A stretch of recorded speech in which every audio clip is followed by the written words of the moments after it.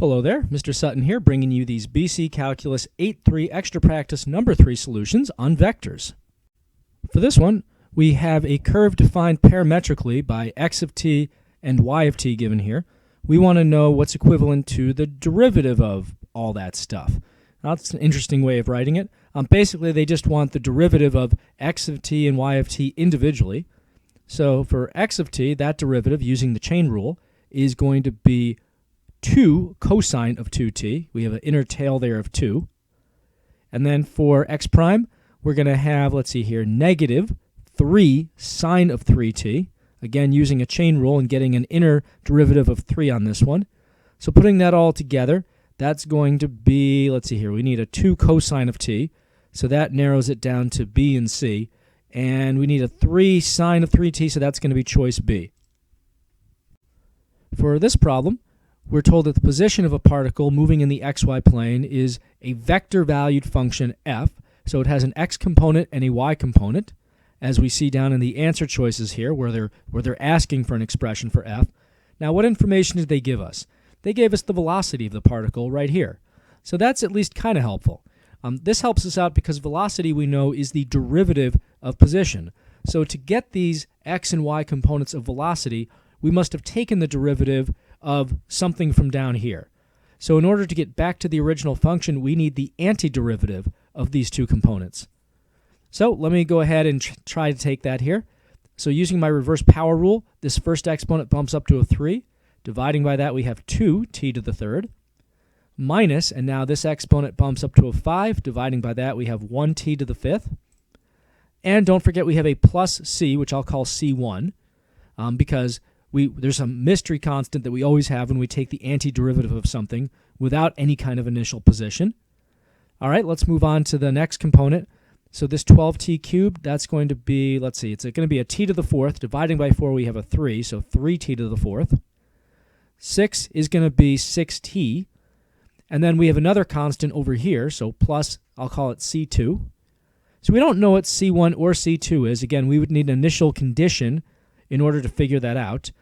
But what we can do is look at the answer choices and see if any of them at least match the parts that we do know. So we need a 2t cubed minus a t to the fifth. So definitely not going to be answer choices A or B. Let's see here. Choice C does have that pattern in the beginning. So does choice D. We don't know if 5 or negative 3 is correct. It could actually be either one of them. Taking the derivative of both of these would still give us 2t cubed minus t to the fifth. Or actually, no, 6t squared, I should say, minus 5t to the fourth. Both of those would give us that velocity. So we have to move on to the next one. 3t to the fourth plus 6t. Do we see that anywhere? Well, we see that in choice D here. And we have a plus 4 there. So again, the constants in here don't really matter. It's those first two terms you have to match. So because the only thing that matches the first two terms for both components is choice D, that's the one we're going to have to pick. On this one, we were given the position of a particle as x of t equals e to the negative t and y of t equals sine of 4t. We want the speed of the particle at time 1.2. So for speed, you need to take the derivatives of both components of position, square them, add them together, and then square root the whole thing. And we need to do that for a t value of 1.2. So I could find the derivative of x and y, but I actually don't need to do that. Since I'm just going to be taking the derivative at a specific input value, and I have the original function, I can just take that derivative on my calculator and use the value. So my basic setup here is going to be the square root of x prime of 1.2 squared plus y prime of 1.2 squared. And I'm just going to do all of this now on the calculator. Just to make this a little bit neater for myself, I'm going to actually enter x of t as y1 and y of t here, that's going to be y2 on my calculator. And now let me just quit out of there. So I'm going to need a square root. So here we go, square root of, and now I need the derivative of x at 1.2 squared. So let me go ahead and do math 8. That gives me derivative. I'm going to do dx. And then to actually take x prime here, I need to plug the x function in. So alpha trace y1, because that's where I put my x of t function. I need to evaluate that at time 1.2. And I need to square that whole thing. So let me press, let's see, I'll press the right arrow and then put a square next to that, and hopefully that actually squares it. Let's go ahead and do the next one now. So let me do, let's see, y squared, so that's going to be math 8, get my derivative again. We've got a dx, and I'm going to do alpha trace y2 this time to plug the y function into my derivative. I'm evaluating that at 1.2, just like the other one. Let me press the right arrow to get out of that little input box, and now I'm going to square that as well. And press enter and hope for the best. So that ends up being 0.462, which is going to be choice C. For this particular problem, we have a particle moving in the xy plane with a position given by an x of a t and a y of a t. We didn't actually see what those were, but they did tell us x prime and y prime, which is actually going to work out better on this problem anyway. Our point on this problem is to find the total distance traveled by the particle from time 0 to 1.5. So essentially we're finding the arc length of the function. So let's see, we need an integral for that. That's going to be the integral from 0 to 1.5. And we're taking the integral essentially of speed. So we have the square root of, and we're going to have to do, let's see here, x prime squared plus y prime squared. Again, all of that inside a big square root. And this will be a dt sort of differential. Since I've got x prime and y prime already defined up here, I don't need to write them over again, but I will need to plug them in my calculator. So let me do the rest of that on the calculator. To make this a whole lot easier to enter in the calculator, I'm going to put my x prime as y1, and I'm going to store my y prime function in y2. So now I don't have to rewrite that when I use them in this integral. So quitting out of here now, let me do math 9 to get my integral from 1 to 1.5. I'm going to need a square root.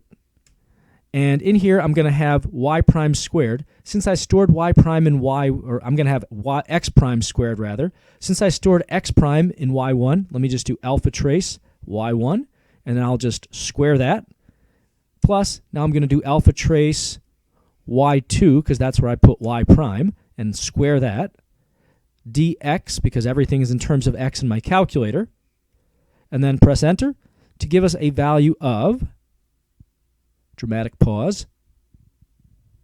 Come on, you can do it. Takes a while. There we go. 1.780 if we round off to 3 decimals. So that's choice C. On this no calculator based free response, we have a zoologist tracking the motion of a penguin over a flat surface of ice.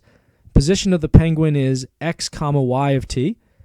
But we didn't actually get told what those position functions were. We did, however, learn that x prime equals this crazy function, and y prime is this other function. T is in hours, x and y are in kilometers, and at time 0 we're at the position 1, 3. All right, so that's the backstory. First task is just to find the acceleration vector of the penguin at time 2. So in general, that's going to be x double prime of 2 comma y double prime of 2. But in order to actually figure out what that is, we need to come up with something for x and y double prime. So for x double prime, I'm going to need to use the product rule on this one. I have pi t over 2 times cosine of all that stuff. And I mean, if I were allowed to use a calculator on this, I could just plug this x prime into my derivative function and plug in 2 and call it a day. But since I don't have a calculator, we'll have to do this the old-fashioned way. So using the product rule then, box and ribbon time, I've got pi t over 2. That's one of my functions. Our basic setup is going to be u prime v plus uv prime. So we have a u and a v up here. V is going to be cosine of pi t squared over 4. And then the derivatives, u prime and v prime, we've got, this is just the line rule here, so pi over 2. And then this is going to be negative sine of pi t squared over 4 times the derivative of this stuff. So using the power rule, that's going to be, let's see, 2 over 4, so 1 over 2. So pi over 2, rather. Pi over 2 t. There we go. And I guess I'll reduce that later. All right. So actually plugging in 2 to all this, which I'm just going to do inside the box, and then we'll put the output from that over here. So plugging in 2 for t, pi times 2 over 2 is going to just give us pi for that upper left corner. Here we've got, let's see, pi times 4 over 4. So this is essentially the cosine of pi, which is negative 1. Down here, pi over 2 is just a constant, so that's what it's going to remain. And up here, well, this is a little trickier. Let's see here. This is going to be 4 pi over 4, so the sine of pi is actually 0. So that zeroes out everything here. I'm not even going to bother plugging it in over there, so just 0. So multiplying things through here, I've got negative pi over 2 plus pi times 0, which, I mean, pi times 0 is just 0. So this comes out to a grand total of negative pi over 2. So that's x double prime of 2. That is the acceleration x component of our acceleration vector. Now we need y prime, y double prime actually. Y prime is this function here. So for y double prime, we're going to use the chain rule. That's going to be, let's see, 2 times the negative 3. So negative 6 times 1 minus t to the first power. But don't forget to multiply by the derivative of 1 minus t, which is negative 1. And now plugging 2 into all of that, I'm actually going to call this 6 times 1 minus t. So we have 6 times 1 minus 2 then. That's 6 times negative 1, which is just going to be negative 6. So the acceleration vector is going to be negative pi over 2, comma, negative 6. For this part of the problem, they want the y-coordinate of the position of our penguin at time 2. Well, we know the position at time 0. The y-coordinate specifically is 3. So we're going to just start at 3 and use the fundamental theorem to get position at time 2. So I'm going to say that y of 2 is going to equal that initial y value of 3 plus the integral from 0 to 2 of the derivative of y, negative 3 parentheses 1 minus t squared. Well, that's great. I probably get a point for writing that. But now I actually have to evaluate this. I can't just leave it in this integral form.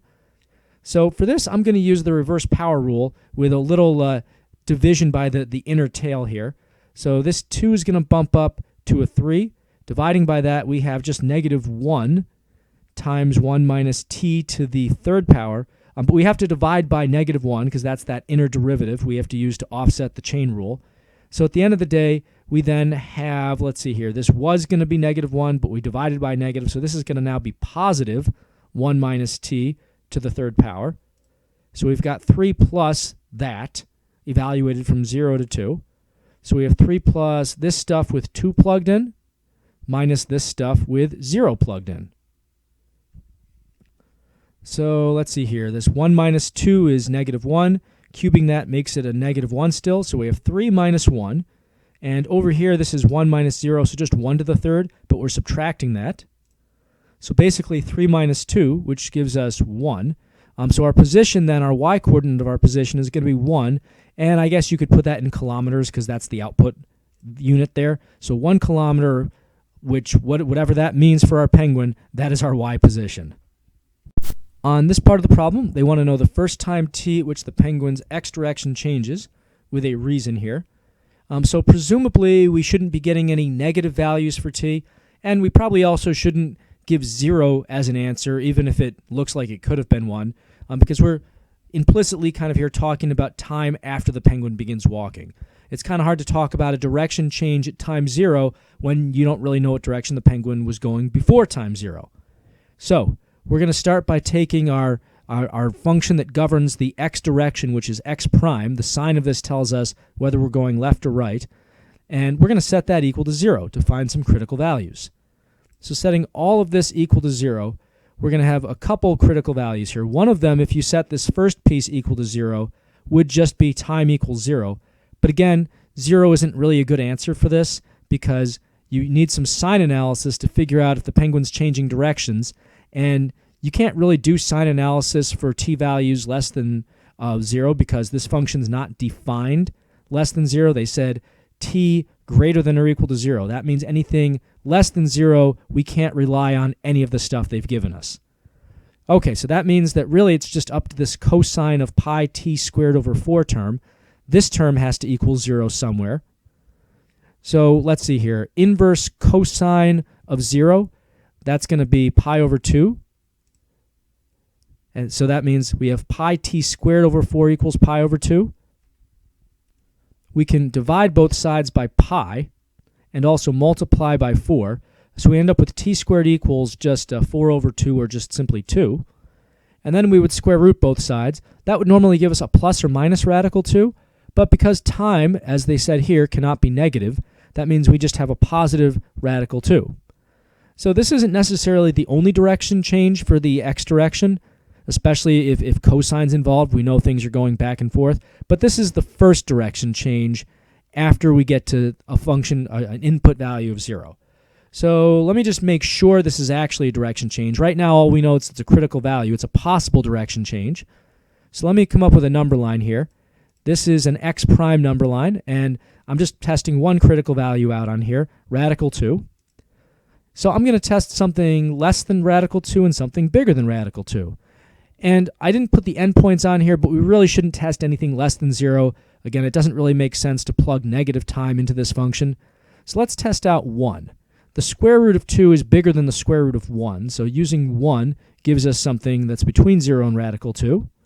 If I plug 1 into this x prime, so this first term is going to come out positive. It's going to come out positive if you plug in any positive t values. It's really this cosine term that could change. So if I plug 1 in here, that means I'm really taking the cosine of pi over 4. That's in the first quadrant. X values are positive there, so this overall comes out positive. Now let me try 2, something bigger than radical 2. At that point, I'm doing basically 4 pi over 4, which is to say just cosine of pi. Cosine of pi is on the left side of the y-axis, so that's going to come out negative. So because x prime changes sign at time radical 2, that means that the x direction is changing for our penguin at radical 2 hours. And that's the first direction change. For this last part of the problem, we're told at time k, the penguin has traveled a total distance of 3 kilometers. Write but don't solve an equation involving an integral to find the value of k. So this is just a set it up sort of problem. So we have two sides to this equation. On one side, we have some expression for the total distance our penguin travels between time 0 and time k. On the other side of the equation, we have the total distance actually traveled, which is 3. So this should come out in the format of the integral of something equals 3. Okay, well, the integral of what? Since we're doing total distance over a certain time period, we have the integral from 0 to, let's see here, k. K is the time we're talking about. So integral from 0 to k. And now to get total distance, we need the square root of basically x prime squared plus y prime squared. And we have a dt in there because we're doing all of this with respect to time. So this is an expression for the total distance traveled from time 0 to time k. We need this to equal 3. So we're literally just going to write equals 3. And now we have an equation with an integral that we could use to solve for k. For this free response problem, which we can use a calculator on, we have a laser, which they tell us produces a beam of light. And this design is etched on a flat piece of metal using this laser. Position is given by x of t, y of t, which they didn't tell us what those were. They did give us the derivatives of x and y down at the bottom here. They also told us that, let's see, the distances are measured in centimeters, time is in seconds, and we're starting at 0, 0, the origin, at time 0. And for whatever it's worth, the design takes 3.1 seconds to complete. So all of this stuff only matters between 0 and 3.1. Based off all that, our first task is to find the speed of the laser at 3 seconds. So for speed, we need the square root of the derivatives squared and added together. So basically, in this case, square root of x prime of 3 squared plus y prime of 3 squared. So this setup. Since they already told me what x prime and y prime are in this problem, and I'm just plugging stuff into those, I can do all of this on the calculator without really spelling anything else out. So let me do that now. To make my life a little bit easier, and because I'm probably going to need them again, I'm putting dx over dt as my y1 on the calculator, and for y2 I'm putting in my dy over dt. So let me escape out of that now, and I'll do the square root of, and I need x prime of 3 squared, so alpha trace y1, plug in 3, and square that quantity, plus I need y prime of 3 squared, so alpha trace y2, that's where I put y prime, and plug 3 into that and square it. and then press enter. So that's 3.065, and the units on this, since this is speed, this is going to be centimeters per second. For this part of the problem, we want the total distance traveled by the laser from time 1 to time 3, so careful with the interval there. So for this, I'm going to need basically the integral of speed from time 1 to time 3. So integral from 1 to 3 of square root of dx over dt, basically x prime squared plus y prime squared. dt is our differential, and because they already told me what dx over dt and dy over dt are, I can just write this and plug the rest of it into my calculator. So here's what the setup looks like on my calculator. I have my integral from 1 to 3. I've got my square root, and dx over dt, that was y1 in my calculator. y2, remember, was dy over dt. So pressing enter on all that, we end up with a total distance of, and this is going to be in centimeters, 7.090. For this one, they're telling us the laser is farthest to the right at time 1.253, so that must be the time when we were over here. We want to find the x-coordinate of the laser's rightmost position. So just looking at the graph, you know that this should be an x value of greater than 2. How much greater, we don't really know, but that at least gives us a ballpark. So to find this, we're just going to use the fundamental theorem. My x value at time 1.253 is going to be equal to my initial x value, which they told us was 0. At time 0, we're at 0, 0, so 0 for the initial x value, plus the integral from 0 to 1.253 of x prime of t dt. So let me plug that in the calculator. This one's actually not so bad to plug in. I've already got x prime defined as y1 on my y equals, and now I just do my integral, math 9, from 0 to 1.253 of that. I have an invisible plus 0 that I'm not going to bother doing on the calculator. Press enter, and we have an x value of 2.932, which looks pretty plausible based on where we are, and that's going to be in centimeters. For this one, we're trying to find the difference between the y-coordinate of the laser's highest and lowest positions for the time interval from 0 to 3.1. So this will take a little bit of work here. First, we need to find what those positions are, and then we need to subtract them. We basically need to find the max, the absolute max and min for the y component of this laser. So to do that, let me find critical values, and then we'll test out those critical values along with the endpoints 0 and 3.1, basically using the candidates test. So I'm going to say y prime of t, that's this dy over dt business, equals 0 at, and now I have to use the calculator. So here I am, back on the calculator. I'm going back to my y equals. Now remember, I put y prime in here as y2, and I only want to graph y prime. So let me deselect this y1 here, if it was ever selected to begin with. And now I'm going to graph this, but I want to use the right window here. So let me use a window from 0 to 3.1, because that's where this thing's actually defined. So we're going 0 to 3.1, and then let me do zoom 0, zoom fit, and give me a good look here at what I'm dealing with. So predictably, we've got this trig function waviness going on. It looks like we have 2 critical values in here that we're now going to find. And when I do find these, because I'm going to end up using them later and plugging them in, I am going to store them. I'm going to store them as the constants p and q after I find those. So let me go ahead and find them. Let me do second trace and then option 2 for zeros. And let me move my spider a little bit to the left of that first crossing and press enter. Move a little bit to the right, press enter again, press enter a third time, and that's about 0.628. So there's my graph. There's my first value that I'm going to store as p now. So let me quit out of the graph immediately, because this gets overwritten when you find something else. So quit out of there. I'm going to go to store, and I'm going to store that as alpha p, or whatever letter you want. It doesn't have to be p, but I like p and q for this problem. Now I'm going to go back to my graph. There it is, and I'm going to find this other x-intercept. So second trace again, option 2 for zeros, and then let me move my spider a little bit further to the right. So enter once to the left of that crossing, press enter again to the right, and enter a third time, and that one's going to be 1.88 let's see, 50 if I take it out to 4 decimals, and I'm going to call that one Q from now on. And I'm going to store that on my calculator as well. So quit out of there, store button, alpha Q, and so now I've got P and Q ready to pull back whenever I need. Okay, so I'm going to test out each of these to see what the Y value is, and then I'll compare those and use the highest and lowest values.